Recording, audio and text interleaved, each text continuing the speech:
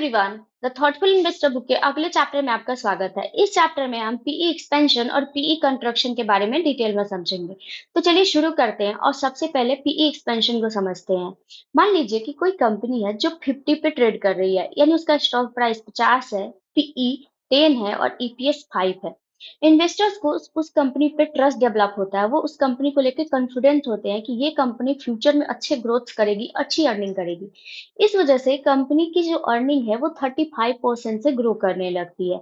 3 साल तक वो 35% से ग्रो करती है। जब 3 साल के बाद जो कंपनी का पीई है वो 40 पे पहुंच जाता है, उसका ईपीएस 37 पे पहुंच जाता है। यानी अगर यहाँ पे हम स्टॉक प्राइस निकालें तो वो होगा पीई इंटू ईपीएस, यानी 40 इंटू 37। तो जो स्टॉक प्राइस आएगा वो आएगा 1480। यानी यहाँ पे जो स्टॉक के प्राइस 3 साल के अंदर 50 से 1480 पे पहुंचे, इसे ही हम पीई एक्सपेंशन कहते हैं। पीई एक्सपेंशन मेनली होता है जब इन्वेस्टर्स किसी कंपनी को लेकर, किसी स्टॉक को लेकर बहुत ज्यादा कॉन्फिडेंस होते हैं, उन पे बहुत ज्यादा ट्रस्ट डेवलप करते हैं, बहुत ज्यादा ट्रस्ट दिखाते हैं उस कंपनी को लेकर के। तो ऐसी कंपनी के जो पीई होते हैं वो एक्सपेंड होते हैं, ऐसी कंपनी के स्टॉक प्राइसेस तेजी से बढ़ते हैं और ये कंपनी बहुत तेजी से ग्रो करती है। अगर किसी कंपनी का जो पीई है उसके करंट रेवेन्यू ग्रोथ से ज्यादा एक्सपेंड कर रही है, तो इसका मतलब है कि इन्वेस्टर्स उस कंपनी पे ट्रस्ट दिखा रहे हैं, उस कंपनी पे कॉन्फिडेंस है, यानी वो कॉन्फिडेंट है कि ये कंपनी फ्यूचर में अच्छे ग्रोथ करेगी।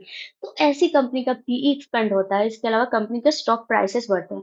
लेकिन अगर किसी कंपनी के जो ग्रोथ मोमेंटम है वो स्लो डाउन हो जाते हैं, तो ऐसे कंपनी के स्टॉक प्राइसेस फॉल हो जाते हैं, पीई डिक्लाइन हो जाता है, पीई फॉल हो जाता है।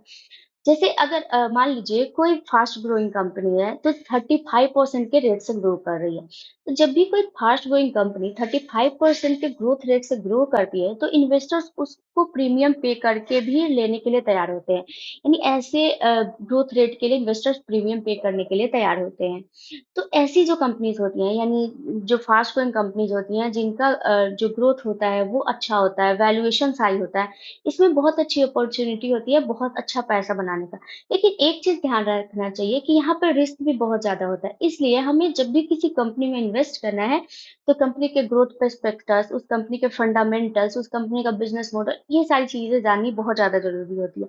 यानी जब भी आप किसी कंपनी में इन्वेस्ट कर रहे हैं तो कंपनी में ग्रोथ होना जरूरी है। कंपनी की वैल्यूएशन अगर अच्छी है, खास करके फास्ट ग्रोइंग कंपनीज की, तो ये एक अच्छा इंडिकेशन है। लेकिन बिना रिसर्च के, बिना एनालिसिस के कभी भी इन्वेस्ट नहीं करना चाहिए। हम एक प्रॉपर रिसर्च करना चाहिए, प्रॉपर एनालिसिस करनी चाहिए, उसके बाद ही ऐसी कंपनी में इन्वेस्ट करना चाहिए, क्योंकि यहाँ पे बहुत ज्यादा रिस्क होता है। अभी एग्जाम्पल से समझते हैं। अगर बात करें एचडीएफसी बैंक की, तो एचडीएफसी बैंक 2000 में इनके जो स्टॉक के प्राइसेस है बहुत तेजी से ग्रो किए। इनका पीई 45 टाइम्स हो गया था।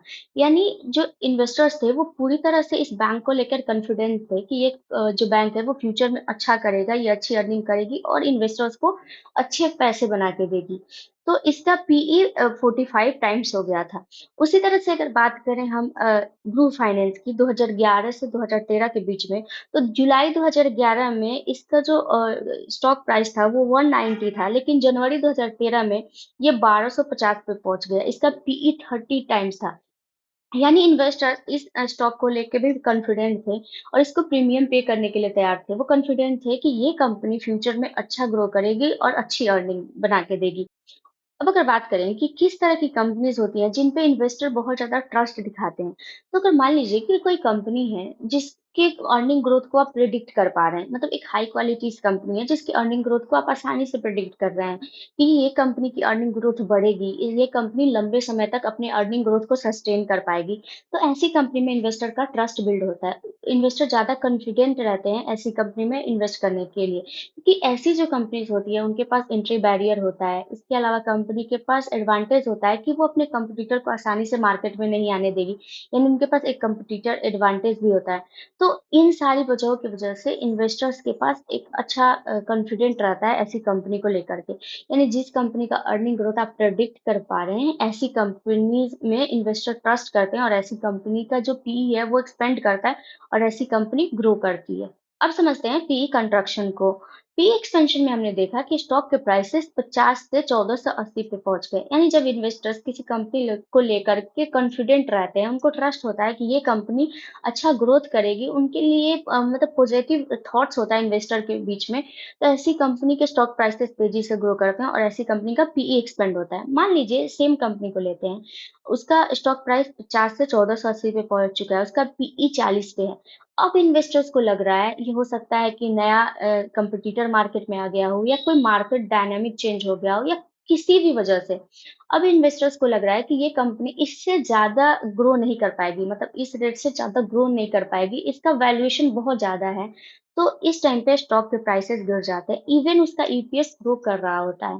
जैसे इन्वेस्टर्स को अब लग रहा है कि मतलब इस स्टॉक के लिए वे 20 टाइम्स ही पे कर सकते हैं। इवन उस कंपनी का ईपीएस जो है वो 25% के रेट से ग्रो कर रहा है। मतलब जो ईपीएस है वो 46.25 है। यानी यहाँ पे ईपीएस 46.25 है, उस कंपनी का पीई 20 हो गया है। तो अगर स्टॉक प्राइस निकाले तो वो हो जाएगा पीई इंटू ईपीएस, यानी 46.25 इंटू 20, यानी जो स्टॉक प्राइस हो जाएगा वो हो जाएगा 925।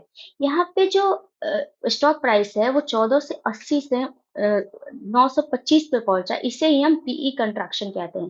पीई कंट्रैक्शन मेनली होता है जब इन्वेस्टर्स को ये लगता है कि वो ज़्यादा वैल्यूएशन पे नहीं कर सकते हैं एक पार्टिकुलर कंपनी के लिए, या फिर उन्हें लगता है कि इस कंपनी में अब उतना ज़्यादा ग्रोथ नहीं बचा है, ये कंपनी उस रेट से ग्रो नहीं कर पाएगी, तो पीई कंट्रैक्शन होता है। समझते हैं पीई शार्पली डिक्लाइन होता है या फिर स्लोली। तो बहुत सारे टाइम पे पीई जो होता है वो शार्पली डिक्लाइन होता है, तो बहुत सारे टाइम पे पीई स्लोली डिक्लाइन होता है। जैसे मान लीजिए कोई कंपनी है जिसका ग्रोथ रुक चुका है, यानी उसमें अब उतना ग्रोथ नहीं है, लेकिन उसके पास पॉजिटिव कैश फ्लो है। तो कंपनी जो होगी वो डिविडेंड डिक्लेयर करेगी अपने शेयर होल्डर्स के लिए, जिससे कंपनी का पे आउट रेशियो बढ़ जाएगा। उसका जो डिविडेंड यील्ड है वो इन्वेस्टर्स के लिए ज़्यादा अट्रैक्टिव हो जाएगा। बहुत सारे इन्वेस्टर्स होते हैं जो डिविडेंड देने वाली कंपनीज में इन्वेस्ट करना चाहते हैं, क्योंकि ऐसी कंपनी बहुत लो रिस्क ईयर होती है। इसके अलावा ऐसी कंपनी स्टेबल होती हैं। तो जब कंपनी का पे आउट रेशियो बढ़ जाएगा, उसका जो डिविडेंड यील्ड है वो अट्रैक्टिव हो जाएगा, तो ऐसी कंपनी का पीई मतलब उतना तेजी से फॉल नहीं होगा। यानी ऐसी कंपनी का पीई बहुत शार्पली फॉल नहीं होता है। लेकिन मान लीजिए कोई कंपनी है, उस कंपनी में ग्रोथ भी नहीं है, यानी उस कंपनी का ग्रोथ रुक चुका है और उसके पास नेगेटिव कैश फ्लो है, तो ऐसी कंपनी का जो पीई होता है वो बहुत ज़्यादा शार्पली डिक्लाइन हो जाता है।